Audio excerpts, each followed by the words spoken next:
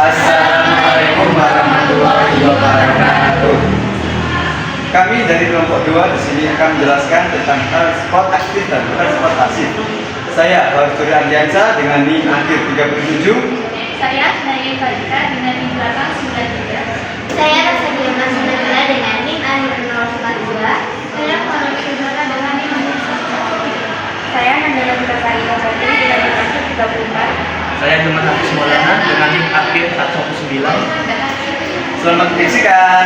Transport sel memiliki dua jenis utama, yakni transport aktif dan transport pasif. Transport aktif memerlukan energi berupa ATP untuk memindahkan zat melawan gradien konsentrasi. Sementara transport pasif tidak memerlukan energi karena zat berpindah dari konsentrasi tinggi ke konsentrasi rendah. Berikut, kami akan menjelaskan secara terperinci tentang transport aktif dan transport pasif. Transport membran adalah proses perpindahan zat yang masuk atau keluar dari sel melalui membran plasma. Transport membran dibedakan menjadi dua jenis, yaitu transport aktif dan transport pasif. Transport aktif terdiri dari endositosis dan eksositosis. Transport aktif adalah proses perpindahan molekul atau ion melalui membran sel dengan menggunakan energi karena arah perpindahannya melawan gradien konsentrasi, yaitu dari daerah berkonsentrasi rendah ke daerah berkonsentrasi tinggi. Endositosis adalah proses pemasukan zat ke dalam sel dengan cara melipatkan membran plasma sehingga membentuk kantung atau vesikula yang membawa zat tersebut masuk ke dalam sitoplasma. Endositosis terdiri dari dua jenis, yaitu fagositosis dan pinositosis.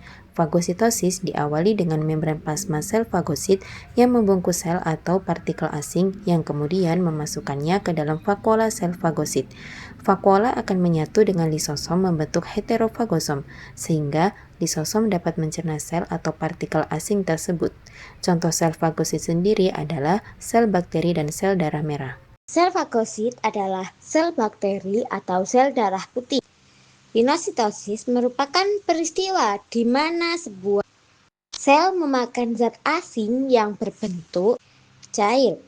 Sel akan mengelilingi zat asing tersebut, dan eksositosis merupakan proses pengeluaran zat dari dalam sel atau yang disebut juga dengan proses sekresi.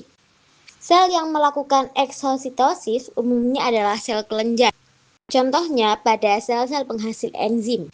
Pada proses eksositosis, protein yang akan disekresikan dimasukkan kepada vakuola.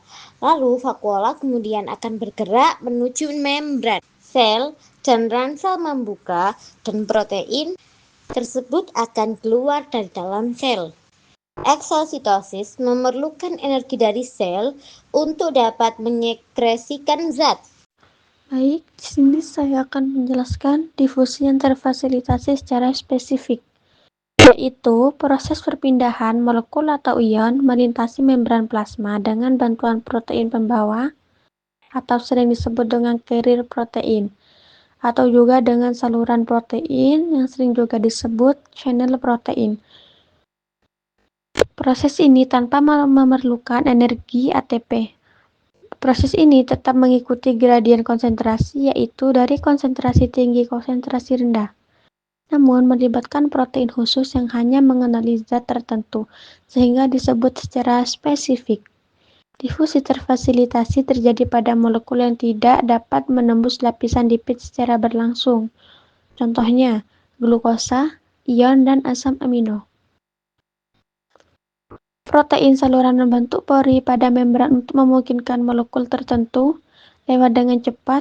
Contohnya saluran ion untuk Na+, K+, Ca2+, dan Cl-. Sementara itu, protein pembawa bekerja dengan cara mengikat molekul spesifik seperti glukosa di satu sisi membran, mengalami perubahan bentuk atau konformasi, lalu melepaskan molekul tersebut ke sisi lain seperti kembali ke bentuk semula.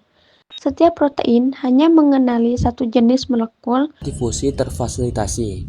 Protein seperti yang berwarna ungu ini dapat bertindak sebagai saluran untuk mengangkut gula atau zat lain yang tidak dapat melapisi lapisan ganda melintasi membran.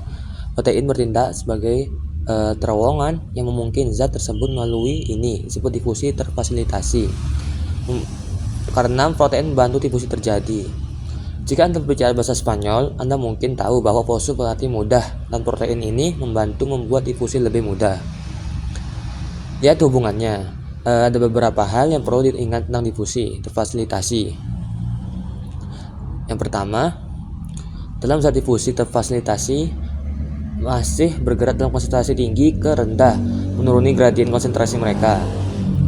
Yang kedua, karena ini tidak ada energi yang digunakan oleh sel untuk membuat difusi terfasilitasi terjadi, itu benar-benar pasif. Yang ketiga, secara spesifik, protein yang memfasilitasi difusi spesifik untuk zat tertentu, sehingga protein yang memungkinkan glukosa lewat biasanya tidak membiarkan zat lain lewat. Sebagai gantinya, protein yang berbeda akan digunakan untuk mengangkut setiap zat. Pada video ini akan menjelaskan osmosis, yaitu proses perpindahan air dari zat yang berkonsentrasi rendah ke larutan yang berkonsentrasi tinggi melalui membran semi permeable. Di video dapat terlihat H2O atau air mulai melakukan perpindahan menuju ke larutan yang lebih tinggi, yaitu larutan gula.